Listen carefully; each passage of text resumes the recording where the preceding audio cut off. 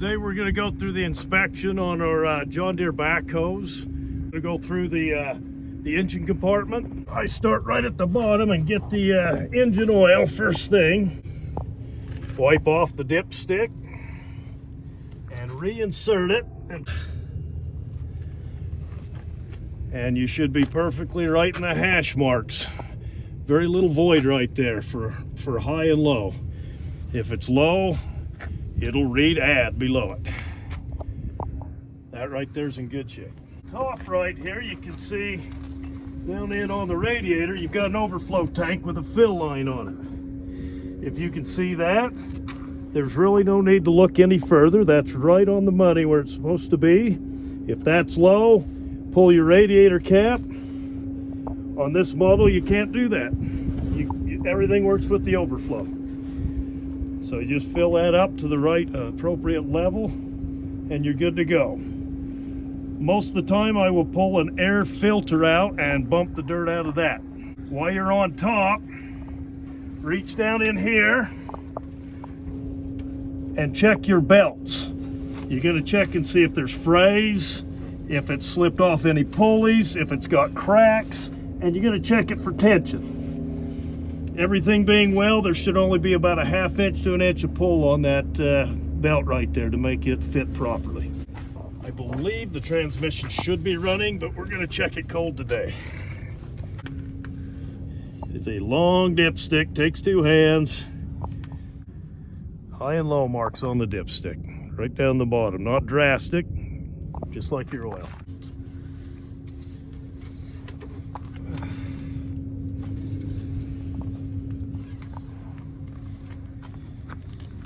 And again, you've got plenty of oil in the system. While you're under the hood, you want to make sure your filters and your hoses and all that are in good condition. Make sure you don't have any leaking from your filters and your filler caps. Anything wet and moist underneath here to note. Anything dripping in the front. Your rubber hoses, your clamps are tight. Do the same thing on the other side of the machine. All your injector hoses, make sure everything's tight here. Your turbos, just make sure there's no loose fittings on these machines. Right here we're inspecting glass, wipers, both tires. We got good tread, we got good sidewalls, no gouges. The lug nuts are all tight. There's no wobbling, no wear in the paint. You can't see anything here. You're looking for any kind of leaking coming from the differential. This all looks good. You also want to make sure you've got your valve stem cap. If you don't have your valve stem cap, you won't have air very long. Same thing with the front tire. Also on this side, you're looking at your rams. Check your hydraulic hoses. Looking for leaks, looking for anything loose on your pins. Your pins look good, they're getting grease, your grease fittings. Make sure your safety bar's intact with a pin so it functions properly. Check your exhaust stack. Make sure your clamp's good and everything's attached good there. And then we'll work our way around the front. On this particular model, you have a quick connect. So there's a lot of stuff to look at here. Follow your hoses on around, make sure all of these are dry. Make sure you've got your protection on these hoses so that they don't get a lot of excessive wear. And then check your connection points. Check your ram. Check your grease zerts. Check all your pins. Check your connection point on your quick connect to see if you're getting a proper fit here or if you're getting wobble out. Check your front bucket pins. Make sure they're in and make sure you're getting lubrication on everything. On the front bucket, you're going to look for odd wear. Particular attention to the cutting edge right there. Make sure it's not worn. This one is recently flipped. So we're in good shape there. All the bolts are intact. Ladders are on your inspection list. Make sure they're in good shape. And make sure that they're clean so you don't slip on them as well. And in good shape, yep. Periodically, it's good to check this cab filter. Make sure that it's cleaned out. That'll make your life inside the cab a lot better. Working our way around the machine, the outriggers, check your pads, check your guards. Right here you've got your guard over your rams now so that your rams don't get beat up. Make sure all your pins are intact. It's hard to see the fittings on this. If you drop this down, you should be able to see your connection on the front. But from here you can see if there's any leaking. So you're not getting any leaking here. There's no leaking under the machine. And the fitting on the top's in good shape. Pins are good. Safety pins in. Carter pins are in. Everything looks good there. Okay. Moving on to the boom. A lot of hoses on the boom. A lot of connections. Just check everything. Make sure it's dry. No cracks, no leaks. And inspect your safety covers. Make sure these hoses aren't rubbing against areas like this ram right here. If you got a bare hose rubbing on that, it'll cause a hole right there. This device, to unlock your boom, make sure this is intact. Sometimes these will get bent, this will get bent, these springs will fall out, this system won't work right unless all the parts are there. So just inspect that, make sure it's there.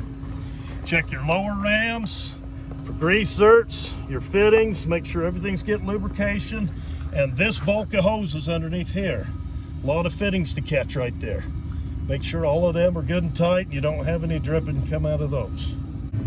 Okay, boom, check for deformations. Make sure that sucker's straight. Your hoses going all the way up to the top, connecting on the top. Make sure you don't have any drainage there. Make sure this plug is in. All your hoses all the way down the dipper. All the way down this side, your auxiliaries are both capped. And then work your way down to the bottom. Check your pins, grease zerks, clevises are all in, Carter pins are all in place. Everything's looking good there. And then check your actual bucket. Make sure you don't have any cracks. Make sure your teeth are all intact with all your pins in place. No cracks through this part of the system. Check your bottom, make sure your skid plates are in good shape and don't need to be repaired. Got 3 skid plates on the bottom. When them wear out, they start wearing into the bottom of the buckets. You want to make sure these don't show a lot of wear. Once them go, get your bucket in and get it repaired. On the inside, we've got a whole mess of things to do. You've got to make sure your seats are in working order. Your seat belt is in working order.